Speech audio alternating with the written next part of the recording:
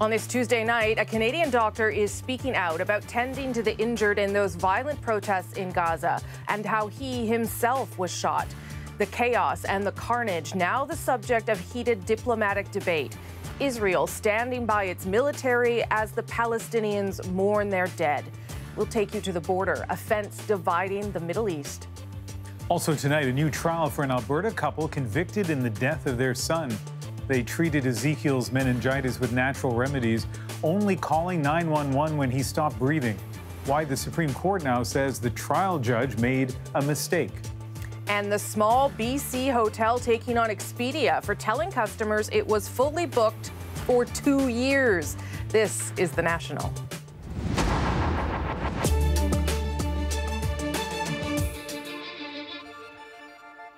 For 70 years, Palestinians have spent this day commemorating the Nakba, when hundreds of thousands of Palestinians fled or were forced from their homes as Israel was created.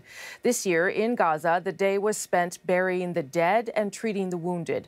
Much of the world continued to condemn Israel's lethal response to yesterday's protests.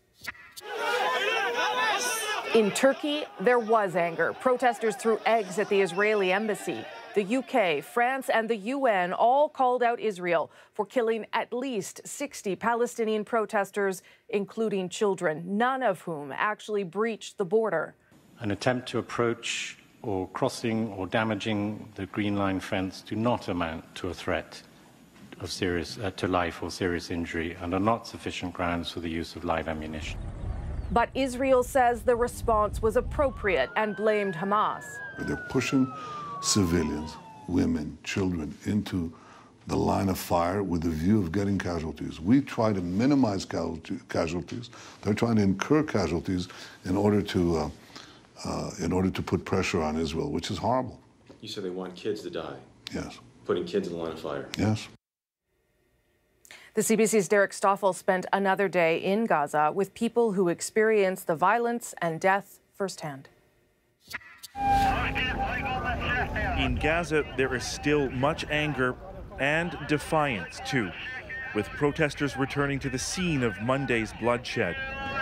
The demonstrations today are much smaller than what we saw yesterday, but there are Palestinians out. That's the border fence about 200 meters behind me where the Israeli forces are stationed, and they're using drones up in the air to send tear gas down on the protesters here below.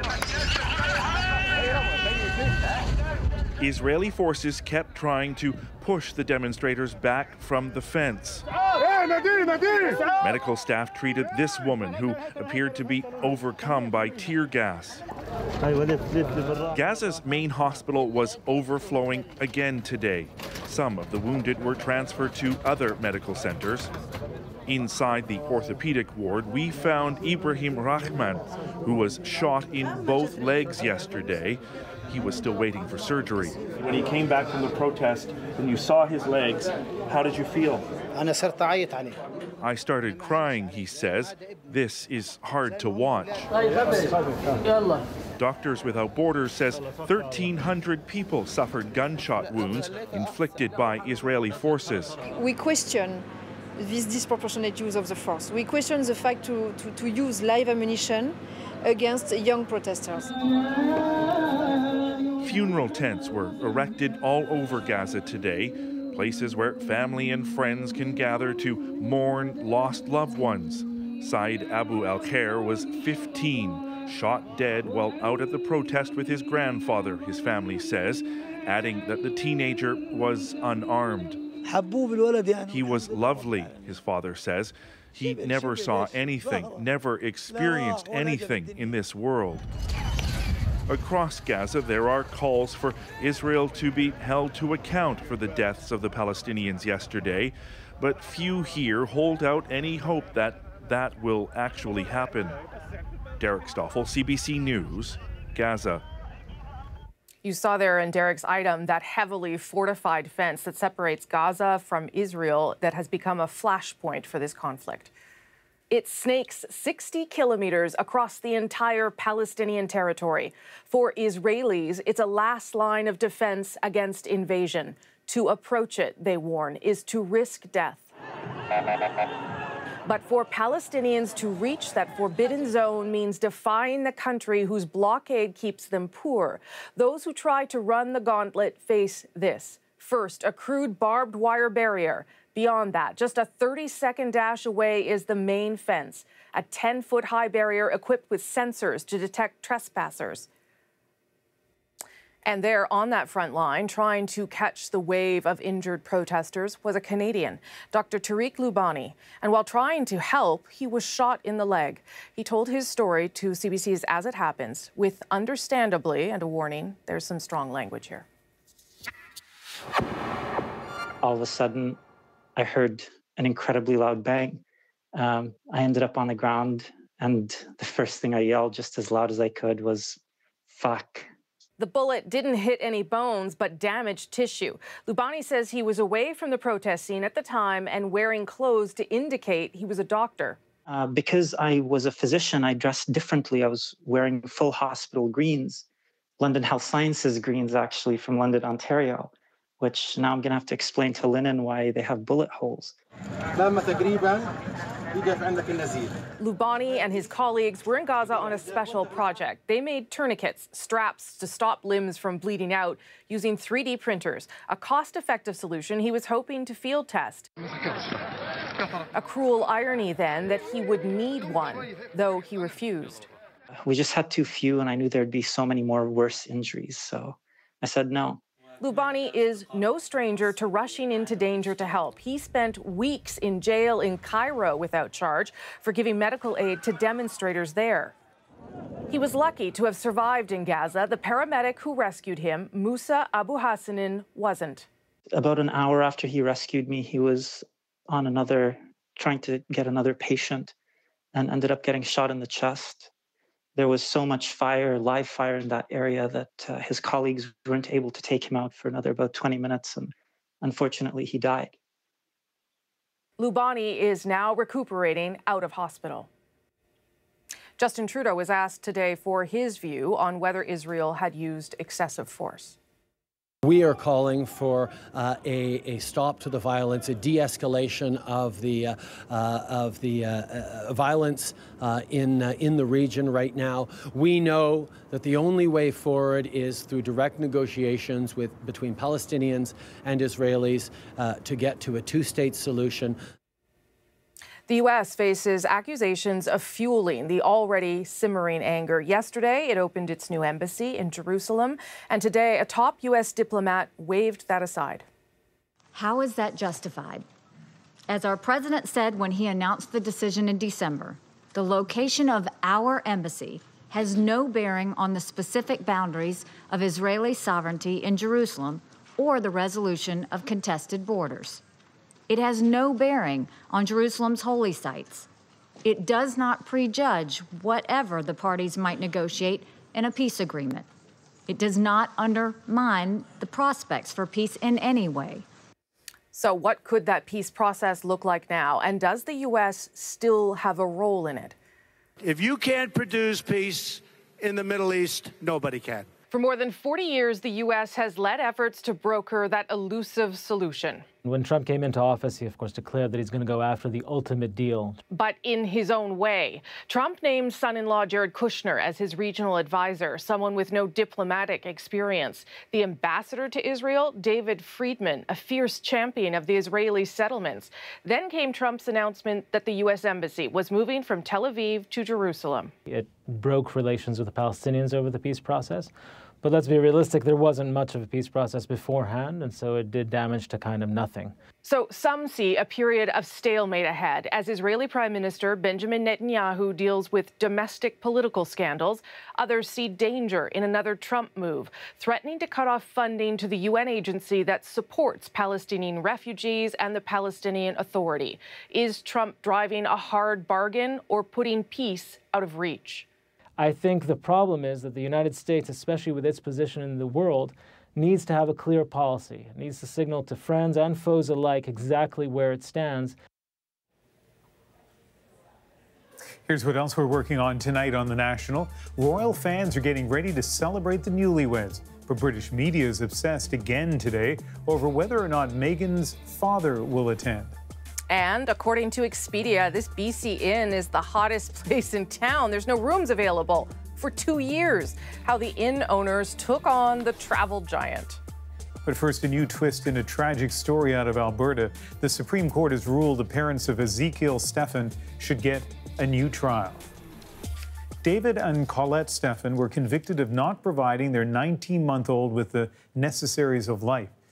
Despite Ezekiel's dire symptoms, including difficulty breathing and stiffness, they treated him with natural products, including onion powder and hot peppers. Today, their convictions were overturned. Aaron Collins has more on the ruling and the reaction.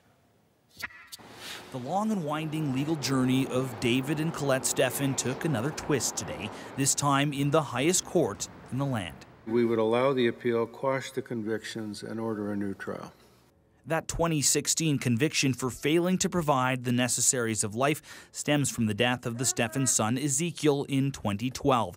The 19-month-old died of complications from meningitis after his parents failed to take the toddler to a doctor until the little boy had stopped breathing.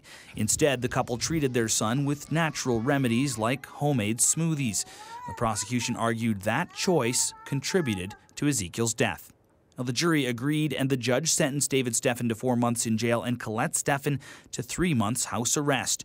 The couple was also ordered to take their remaining children to a doctor once a year. Today, in Canada's Supreme Court, those decisions were overturned because the judge in the initial case didn't give clear instructions to the jury, a decision framed as a win by the Stephans. We feel very vindicated. We're extremely grateful. We're grateful because this is a move in the right direction. And we now have the opportunity to bring the whole truth forward, and we're just so excited to have the ability to do that. However, this law professor says that just because the convictions were overturned doesn't mean the Stephans won't be convicted again. What happened here is the judge did not give the jury the tools they needed to render their decision, both in fact and in law. For now, the Crown in Alberta will deliberate on whether to retry the Stephans. In the meantime, the couple, now living in BC, will remain free. Aaron Collins, CBC News, Calgary. So to be clear, the Supreme Court of Canada wasn't assessing the evidence in this case or the validity of the criminal charges. The justices decided the trial judge's instructions to the jury were improper. But as you heard, David Stephan considers this vindication. And even after he was convicted, he continued to promote his controversial approach to health care and alternative products.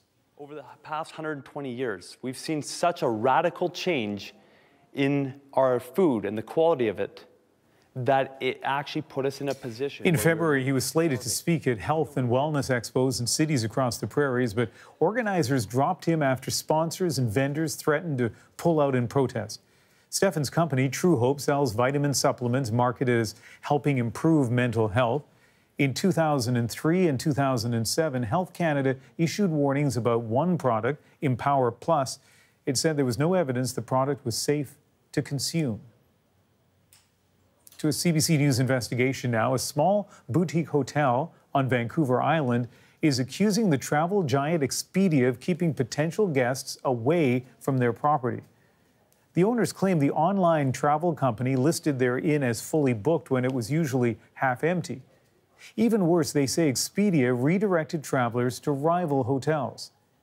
Eric Rankin has this CBC News exclusive. Perched atop the Malahat Summit north of Victoria, Moonwater Lodge promises one of Canada's best views. So what are we looking like this weekend? But co-owners Laurie and Randy Strandlin believe more guests would have seen the view if Expedia hadn't told their potential customers their 13 rooms were unavailable for 2 years. I feel like I've been robbed of thousands of dollars of business. It's not about being competitive. It seems it's about cutthroat business practice. Expedia brings in billions a year collecting booking fees from client hotels, but Moonwater Lodge isn't one of them. After initial talks with Expedia in 2015, the Strandlin signed with another cheaper site. A year later, they discovered this. Search Moonwater Lodge online and up pops Expedia.ca as one of the top booking sites, offering prices and deals, quick, easy, and secure booking. But until recently, any attempt to book a room anytime was met with "rooms are unavailable for your trip dates on Expedia," a dead-end link that redirected potential Moonwater Lodge customers to rival hotels. So if we show as full and a person takes a different hotel that's part of the Expedia group of companies, Expedia will get their paycheck.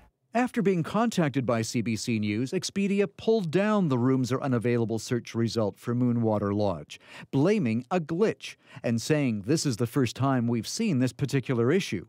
But in 2011, a French hotel association successfully sued Expedia over similar no-vacancy postings. The online giant fined more than $500,000 for misleading business practices. And 2 U.S. hotels have launched a proposed class-action lawsuit in the States, alleging a bait-and-switch marketing scheme that pushes consumers to Expedia's nearby member hotels. In its defense, the company blames technical issues that have been solved. The Strandlands are weighing their legal options. I'm just angry. It's so wrong. The Strandlands suggest other small Canadian hotels should check to see if they're listed as having no rooms available on Expedia. And if they are, a class action lawsuit could be launched here. Eric Rankin, CBC News, Vancouver. So just how much choice is out there when you're shopping around for travel deals online? We were surprised to learn how multi-billion-dollar mergers in recent years means there's actually less competition than ever before. Well, Trivago does the work for you and instantly compares prices for over 600,000 hotels from over 100 different websites. Many of those different travel websites are actually owned by the same company. Trivago, the world's largest hotel price comparison site, is owned by Expedia. Expedia. Book a flight and hotel. Save money. 3 years ago, Expedia went on an acquisition tear, gobbling up its 2 arch rivals, Travelocity and Orbitz. Expedia Group now has 17 different brands in its portfolio, including Hotwire and Hotels.com. And if you don't want to go through Expedia Group, your options are pretty limited. Rival online travel agencies like Booking.com, Priceline, and Kayak are all owned by the one company, Booking Holdings. In fact, Expedia and Booking account for 3/4 of online travel sales worldwide. And this powerful duopoly owns 95% of the market in the United States. Still ahead on The National, a journalistic pioneer and a literary superstar. The legacy of Tom Wolfe, next. Plus, a space designed for and by women. Why women-only workplaces are taking off. And we'll show you how people around the world are getting ready for a certain wedding this weekend, including students at Meghan Markle's old high school and a couple of Canadian tourists who just can't stay away. I think after going to the last wedding, Kate and Will's, and experiencing that, we just had to go back to this one.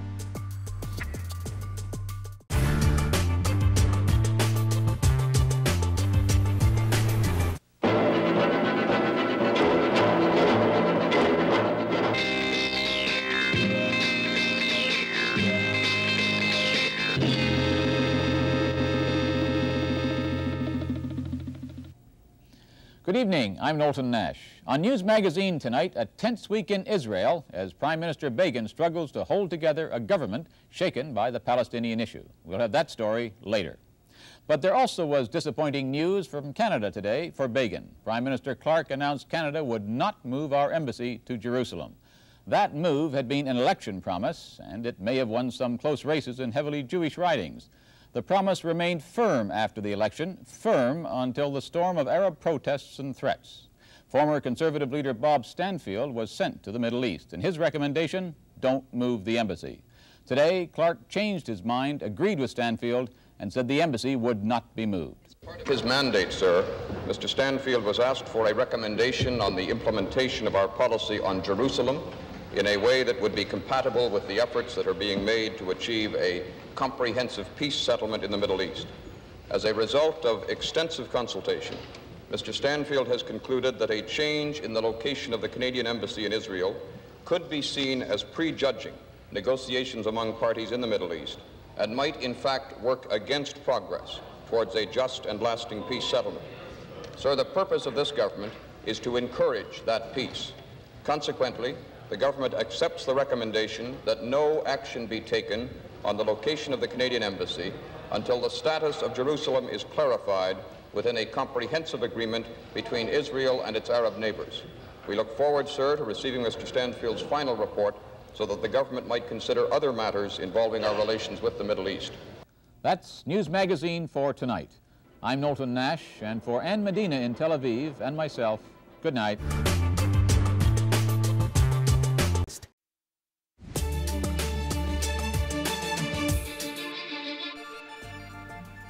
Tonight on The National, North Korea has abruptly suspended high-level talks with South Korea and is threatening to scrap its planned summit with the U.S. The reason, according to the North, are annual joint U.S.-South Korean military drills, which began last Friday. It's calling them a provocation. Whether it will actually pull out of the U.S. summit, still not clear. Officials in Washington say they are proceeding as planned. We are operating under the idea and the notion that the president's meeting is going forward with Chairman Kim next month. That meeting is scheduled for June 12th in Singapore. If it happens, it will be the first time a sitting U.S. president has met with the North Korean leader. Some new details from Toronto police today on their investigation into alleged serial killer Bruce McArthur. After months spent scouring his apartment, police say they have collected 1,800 pieces of evidence and taken 18,000 photographs. It's being described as the largest forensics examination in Toronto police history. McArthur has been charged with 8 counts of first-degree murder. Many of the victims were men connected to Toronto's gay village. The right stuff, radical chic, the me generation, the new journalism, all of them phrases Tom Wolfe made part of the English lexicon, to say nothing of that white linen suit. The iconic journalist and author died yesterday. Stephanie Skandaris looks back at his life and extraordinary career. Everything's not duplicated. Tom Wolfe shook up the worlds of journalism and literature, and he did it all with wit and a white suit. He broke the rules, but stayed committed to telling the truth. The real thing in this country is so much more spectacular than anything that artists have ever been able to do with it. His legacy will be the words he leaves behind in articles, novels, and nonfiction books, including the new journalism, the style he helped create. I really believe in the technique of trying to write from the inside. And to do that, you've got to build your writing wherever possible, out of scenes, out of dialogue, and the kind of details that novelists and short story writers use to bring it alive. He was one of the most influential journalists of the modern time. For this author and professor, it was Wolfe's way of writing that got everyone's attention. He was a Baroque, extravagant writer who used exclamation points and italics and ellipses all over the page. For many, Wolfe's soaring achievement was The Right Stuff, the story of America's pioneering astronauts. Hollywood liked it too. I'm running this show here. We'll see about that. Wolfe embraced fictional techniques fully with his first novel, The Bonfire of the Vanities, a satirical portrait of greed and excess in 1980s Manhattan. Let's not lose our composure over a few $100 million. On the surface, Wolfe was nothing but a Southern gentleman, his famous white suit becoming the stuff of pop culture legend. He knew people were saying, who is that weirdo in that white suit and that, weird blue shoes with the cane? I mean, what's he trying to prove? He wasn't afraid of that, and he wasn't afraid of writing controversial work that still demands comment today. Wolfe also wasn't afraid to examine his own mortality. It's quite humbling to know that despite all of your aspirations, all of your dreams, and all of the talents you think you have, you're made of clay. Tom Wolfe died yesterday in New York City at the age of 88. Stephanie Skandaris, CBC News, Toronto. Next on The National, after a day of speculation, it seems Meghan Markle's dad won't be there to walk her down the aisle. I can barely keep up. And need an employee? There's an app for that. We'll show you the latest gig economy tool that's raising questions about how to protect workers who depend on it. This is great if you're a student. It's great if you have another major gig, you're working on a business, or you have a passion and you can bring in a little money this way. It doesn't work so great as a model if you're trying to make this your full-time job. And that's, I think, where people have difficulty with it.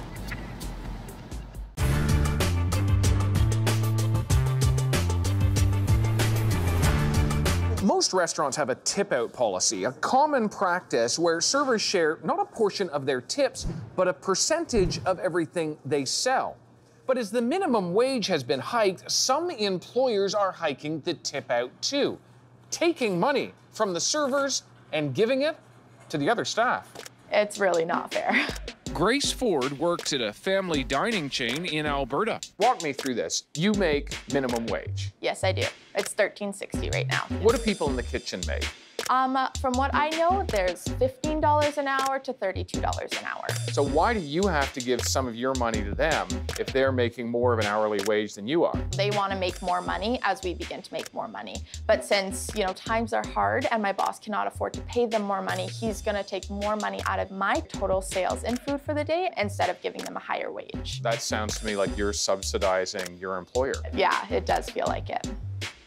Grace forks over 4% of all the food she sells, but that's about to increase to 5%. Just in the past week, how much have you tipped out? I've tipped out $413.62. So even if she doesn't get tipped, she's still on the hook to pay that percentage to the restaurant. I am a little frustrated. There's days where I work 12 hours and I still, I give out $80 that I've worked all day for. Money Grace is saving to go to nursing school. Hard-earned money that I have sweat and almost cried over through the past week working for that just kind of disappears into thin air. She's not alone, but she's one of the few people willing to go public. So, to find out how widespread this is, we're checking out some popular chains. First up, a Kelsey's location in Ontario. We're protecting the identity of the servers who could lose their jobs for speaking up. We tip out 3% on our total sales. Did you go up in percentage because of the minimum wage increase? It used to be 2%. You wouldn't think that 1% makes a difference, but it does. Same story at Sunset Grill. We usually tip out 5% of the sales now instead of 4%. And when we head into Moxie's, I'll tip out around 4.75% of what I've sold. Has it gone up since the minimum wage increase? It will be. It will be in the next month. I believe it's going up to 5.75. So it's 4.75% of all sales, not tips? No, all sales. It's like a Wild West out there. Dina Ladd has been fighting for workers' rights for over 2 decades. No restaurant owner should be using tips to compensate for the minimum wage. She says the tip-out tactic is unfair. If they are trying to recoup that money to pay other people or to cover other costs, then that needs to get challenged, and we need to make sure that people know about it. Because it's happening almost everywhere we visit. At Eastside Mario's, it used to be 2.5%, it just recently went up to 3.5%. And at the Keg, We actually just changed it so it was 4, now it's 5%. And why is that? Because of the minimum wage? Yes. 7 of Canada's most popular restaurant chains have increased their tip outs since the minimum wage hike. What it looks like is that employers are giving a raise to people in the kitchen, but the employer isn't paying for it. The servers are paying for it. If I was a restaurant owner, I'd be sitting down with my staff and I would be creating a fair tip pool that is not taking it out on servers, and that is ensuring that everybody feels that it's a fair process. That's what Ivan Getz has done. As a restaurant owner, he knows the business is tough, money tight, but he doesn't want to take it out on his workers.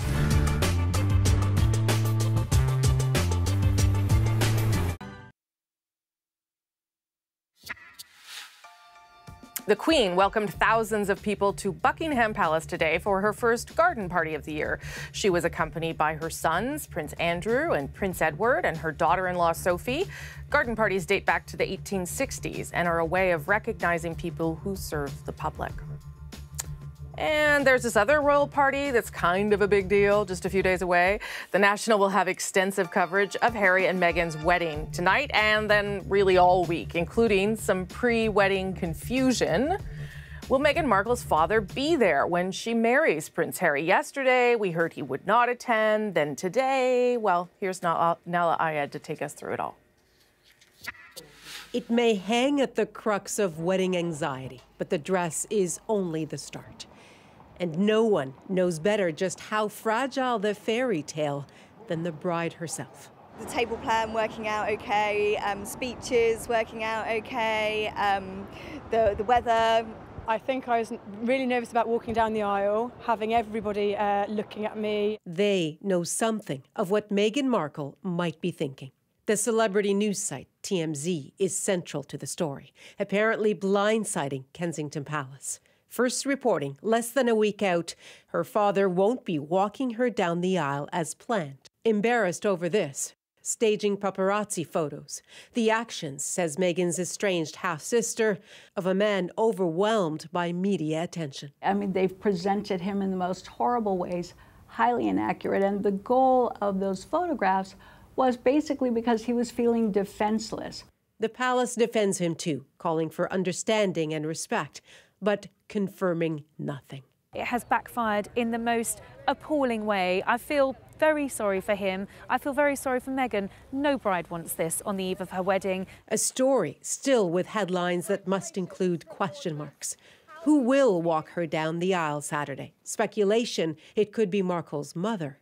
It wouldn't be the first time. Queen Victoria did just that for her two daughters after their father, Prince Albert, died.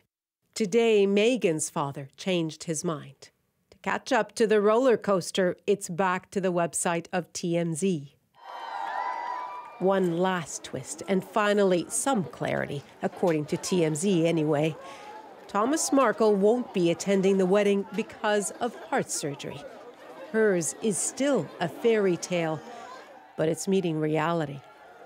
Nala Ayed, CBC News, London.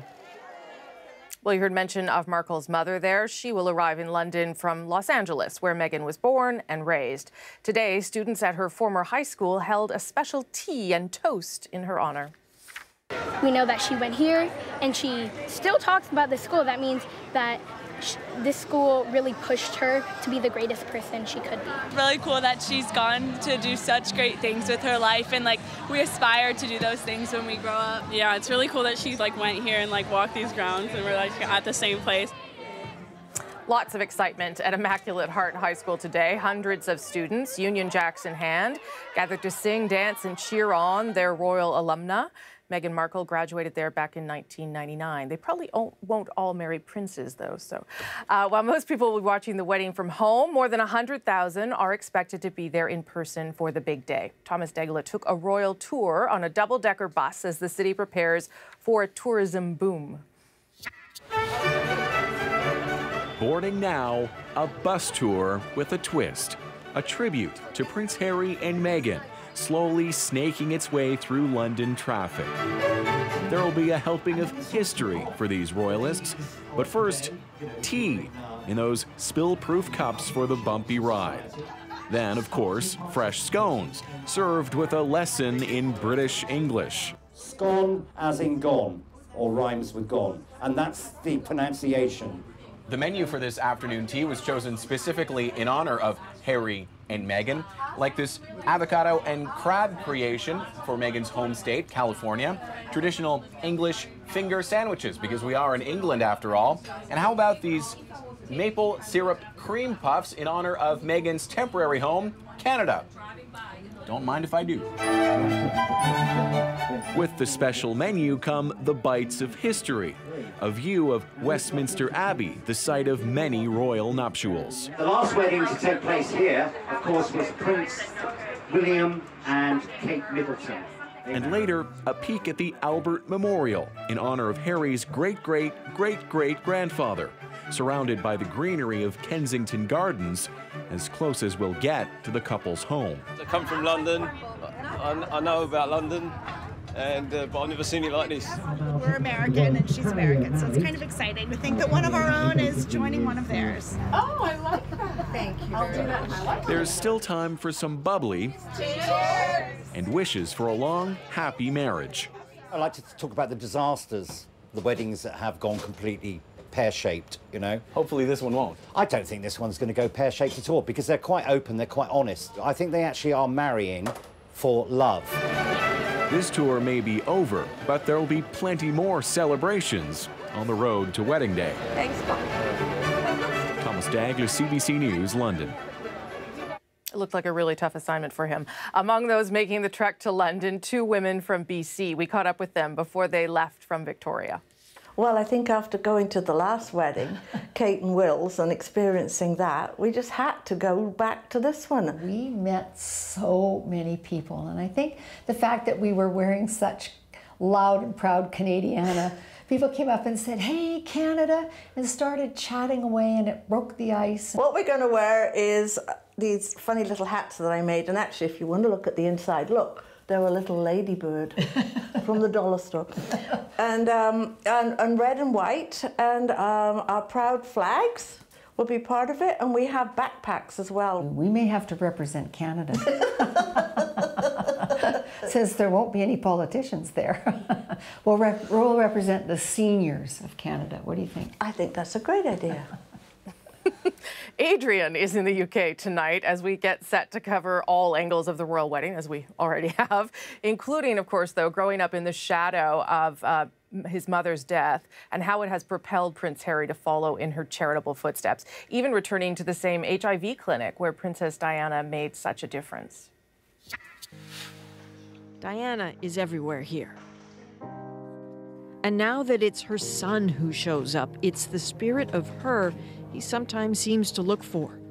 He loves to hear the stories of her visits here. Carrie tells of a miraculous woman who had met Diana as an ill child but survived.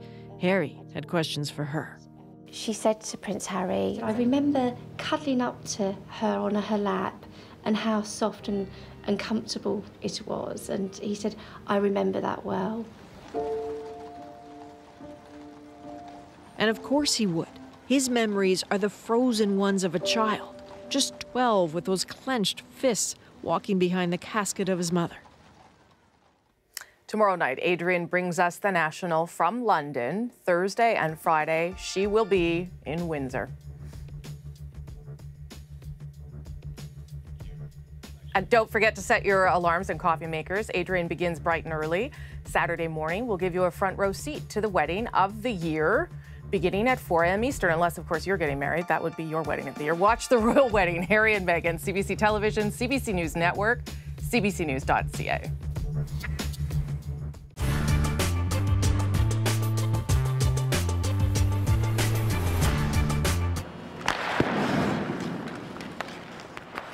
For this entire century, female players have struggled for acceptance, for funding, for recognition, for ice time. Team Canada represents the culmination of that struggle. But the stakes for these women are very high. Not only are they expected to bring back gold, but the whole future of women's hockey may depend on their success. It's gonna be history. It's history. For St. Louis, it's history. For others, it's a future. The enrollment of girls into hockey has grown exponentially in recent years.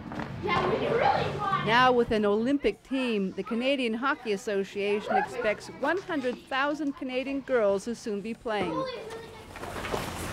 These girls memorize the names of the women's Team Canada. The Olympic players are their heroes.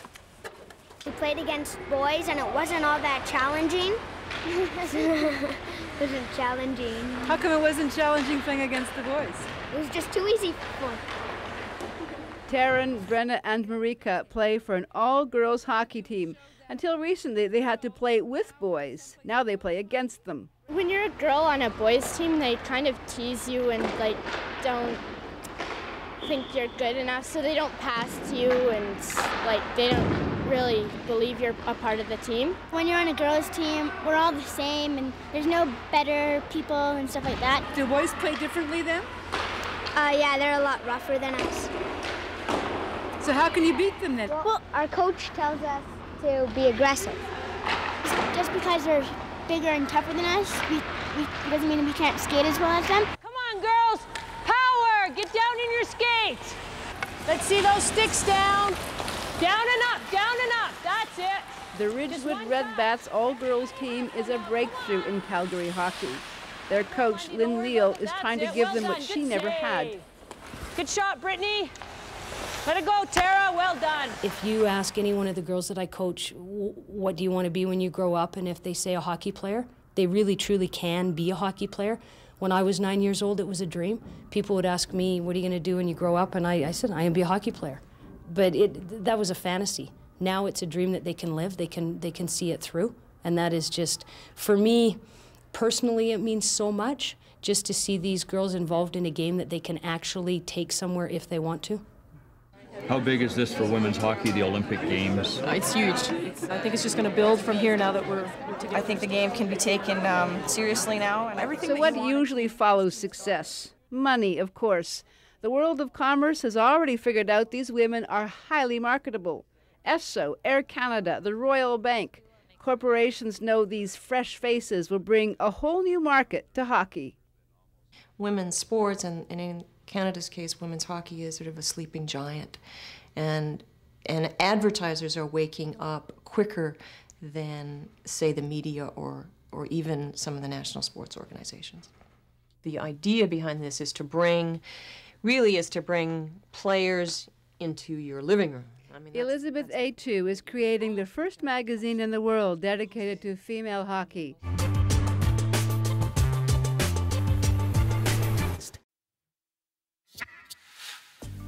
The workplace, as we know it, is changing faster than ever before.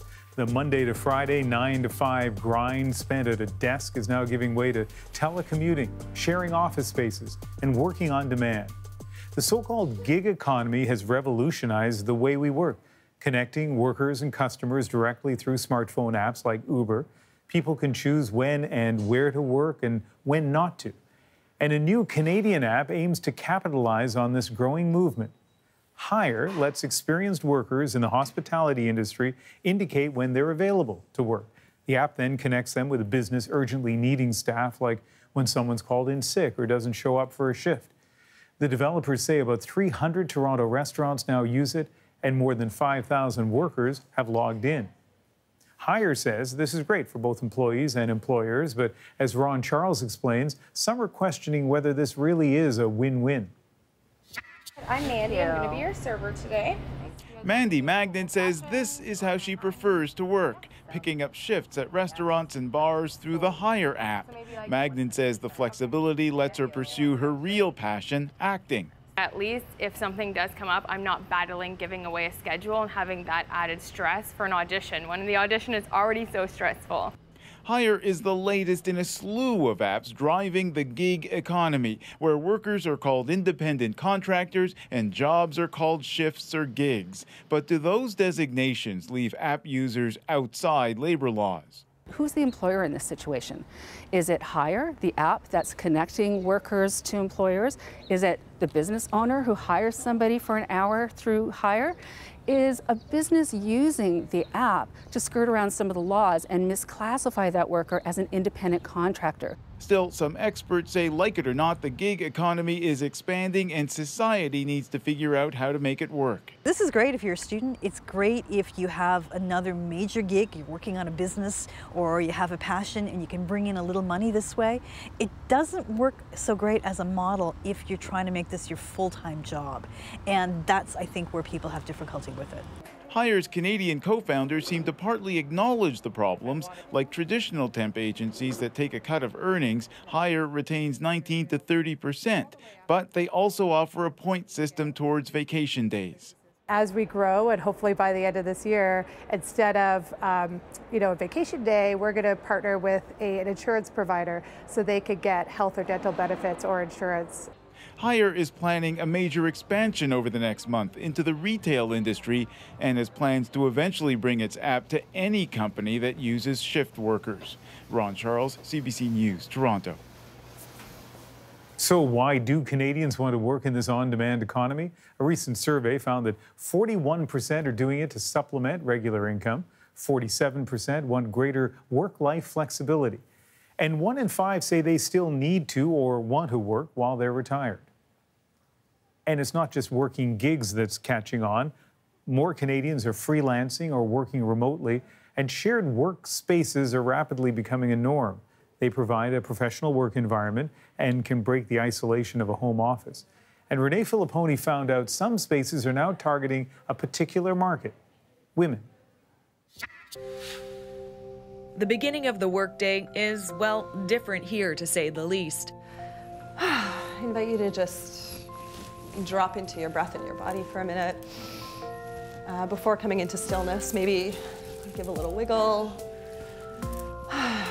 The women draw inspiration from something called a goddess card, and then they share. Does anyone want to start?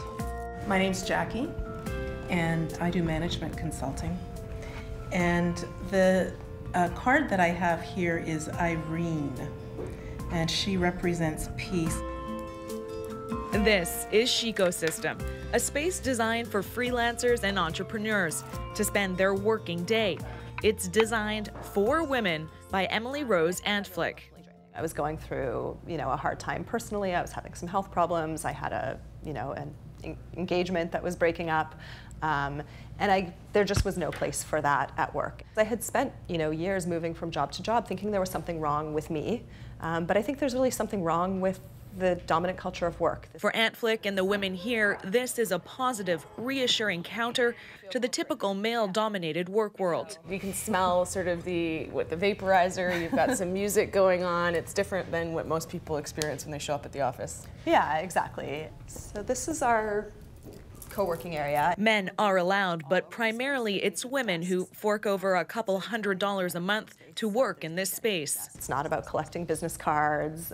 It's about being, being supported along this journey.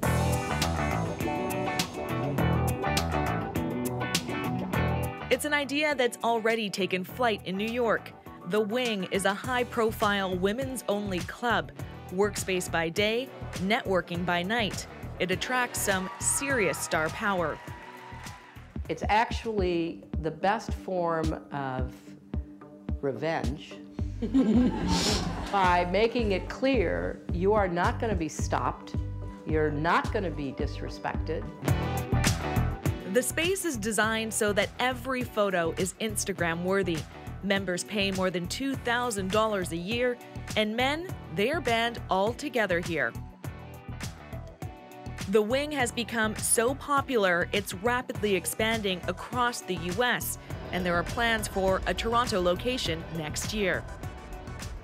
We're in a moment right now where we're learning just how toxic workplaces can be with the Me Too movement. And so the fact that people are exploring these other kind of workspaces is maybe a response to that. Sarah Kaplan is a professor of gender and the economy. She's concerned spaces like these aren't dealing with the bigger issue. We're not going to change the economy with women's-only solutions. What we need to do is actually solve the problem of jobs in corporations. There's the question of stripping out the bad behaviors. So yes, obviously, no sexual harassment. That would be a really good start. But, and also equal opportunities for promotion, equal pay, all those kinds of things. This Toronto co-working office opened just 6 months ago. This no-nonsense space already has nearly 100 members. Our membership kind of is all over the place. We've got lawyers, CPAs, we've got people working in fashion, tech, writing, food, publishing, the list goes on. For the founder, it's not so much about excluding men as it is making a space where women want to be. And that's why this young entrepreneur signed up. Being an entrepreneur is already hard enough.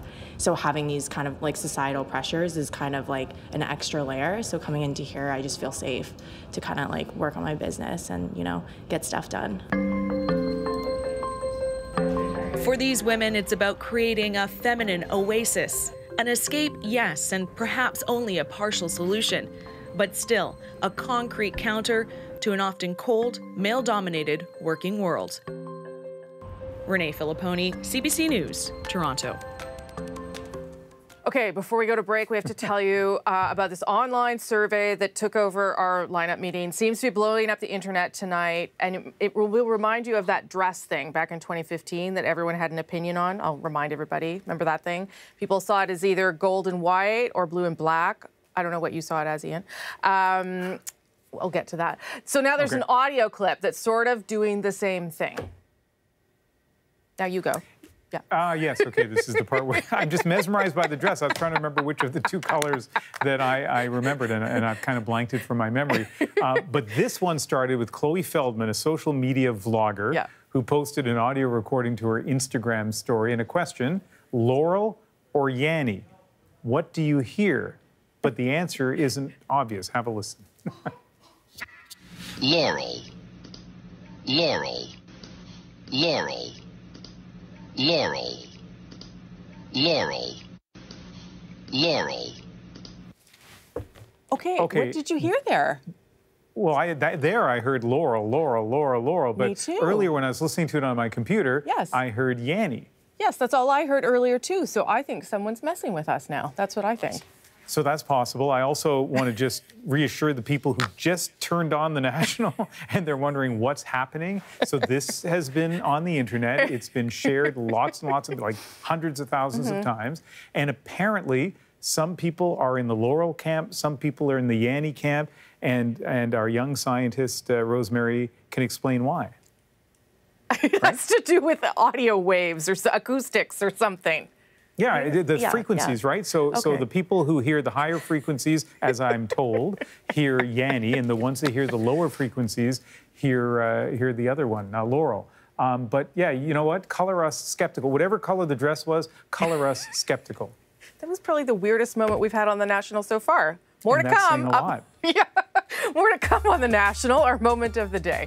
We will hear from the Saskatchewan duo calling on their province to adopt the Las Vegas Golden Knights and whether fans are also feeling the love.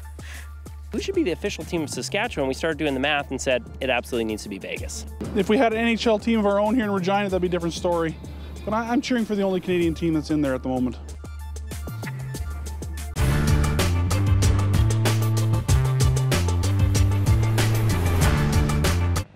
In this era of rapid transportation, the television cameraman is by no means earthbound.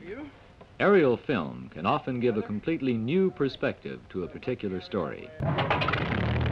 The rapid growth of Montreal is one example. With the skyline changing almost daily as new buildings appear, it is necessary to maintain a completely up-to-date stock of aerial footage of familiar scenes.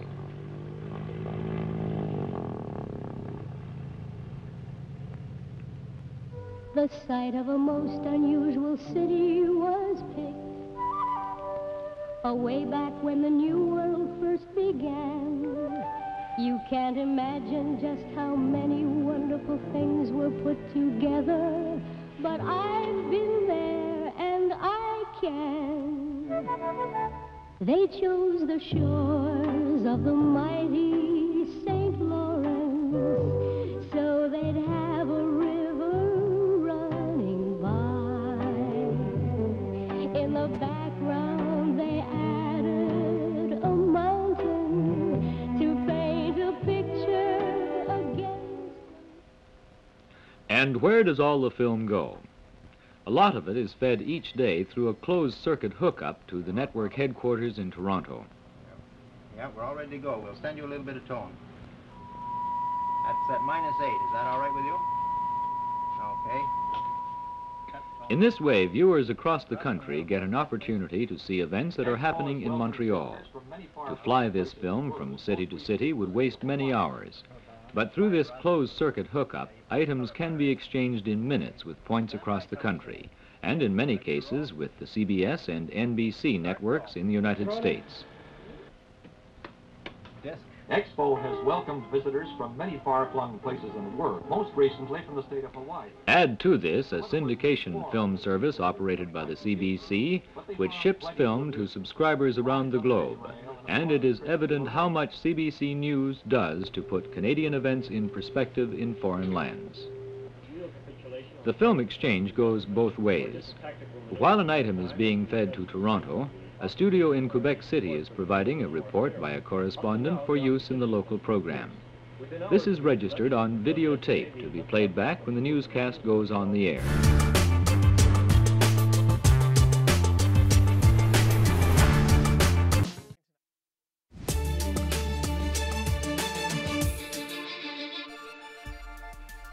Tonight on The National, a California couple denying claims they tortured their 10 young children.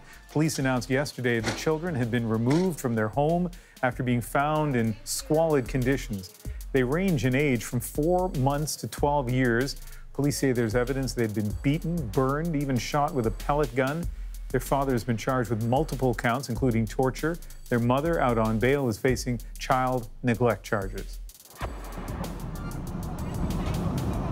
Some dramatic details tonight about an emergency on board a Sichuan Airlines flight in China. Media there reporting that the flight's co-pilot was sucked halfway out of the plane after the cockpit's windshield cracked and blew out at cruising altitude. The co-pilot was wearing his seatbelt and was pulled back in. The pilot told reporters he then was able to land the plane manually. None of the 119 passengers on board were hurt, but the co-pilot was treated for scratches and sprained wrists. The investigation is now underway. And this was a scene in Grand Forks, British Columbia today, about 200 kilometers southeast of Kelowna. Parts of the community still underwater. Officials say it's not over yet. Unseasonably warm temperatures are melting snow faster than usual, plus there is rain in the forecast, so people are being warned that more flooding is likely. This is nuts. The wind is ridiculous. And a line of severe storms is sweeping through the U.S. Northeast, bringing hail, wind, torrential rains. There have been widespread power outages and reports of damage. And at New York's Grand Central Terminal, chaos after service was suspended on one of the region's busiest commuter rail services. Hundreds of flights have also been canceled, and this is not over yet. The storm's now making their way south towards Maryland. The Kilauea volcano continues to wreak havoc on Hawaii's Big Island. Eruptions are now on day 12, and nearly 20 fissures have opened since the lava began to flow. These aerial images show just how much damage Kilauea has caused. The potential for more fissures to open is high. Volcanologists are also expecting large explosions, possibly spewing boulders nearly a kilometer wide. Saskatchewan hockey fans looking for a team to make their own can now look south, all thanks to comedy duo Greg Moore and Justin Reeves. Their solution? Just adopt the Las Vegas Golden Knights. They're even calling on their provincial government to make the Knights their team. Their reasoning is our moment of the day. We're not traitors, we're realists. We love hockey in this province, and we don't have our own NHL team, so we're thinking about who should be the official team of Saskatchewan. We started doing the math and said it absolutely needs to be Vegas. And we actually have direct flights from Saskatoon and Regina straight to Vegas that are often cheaper than flying to Winnipeg or Calgary, too. It makes a lot of sense. Yeah, and if you've ever been here in the wintertime when it's minus 40, do you want to go to Winnipeg where it's also minus 40, or do you want to fly down to Vegas where it's like plus 20? The Vegas Golden Knights actually have 58% Canadian players. Meanwhile, the Winnipeg Jets have 37% Canadian players. So who's really Canada's team? Yeah, let's take them. They're a great team. They're doing well. Vegas is supporting them in a big way. Let's run with it. I don't think that's going to happen. I think there's a lot more Jets fans in the province for sure. If we had an NHL team of our own here in Regina, that'd be a different story. But I'm cheering for the only Canadian team that's in there at the moment. I would say initially it was a bit like, are you guys serious? And then as we've hit the pavement since November, people are starting to come on board and they realize, wait a minute, this is a lot of fun. It makes sense. They want us. Seeing people in another major city so excited about our province, I just think there's nothing better. Yeah, how many major cities in North America can even pronounce Saskatchewan, let alone where it is? We've talked to the players. Like, they gave us media passes to go to the dressing room. We talked to the players, and they love it. Yeah. The players said, yeah, like, guys, come on board. Saskatchewan, get on board. And not just Braden McNabb, who's from Davidson, Saskatchewan, but, like, the team is like, we love this. We love having more fans, especially Canadian fans. Let's go. Like, get on board and let's do it.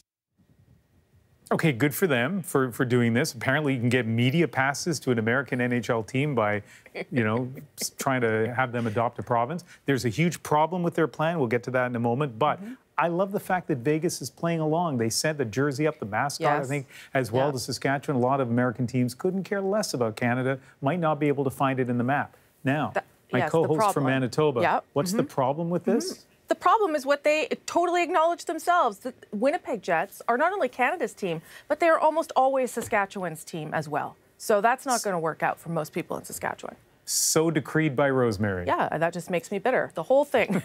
Okay. I say no. Okay, that's it for The National for Tuesday, May 15th. Good night, everybody. Good night.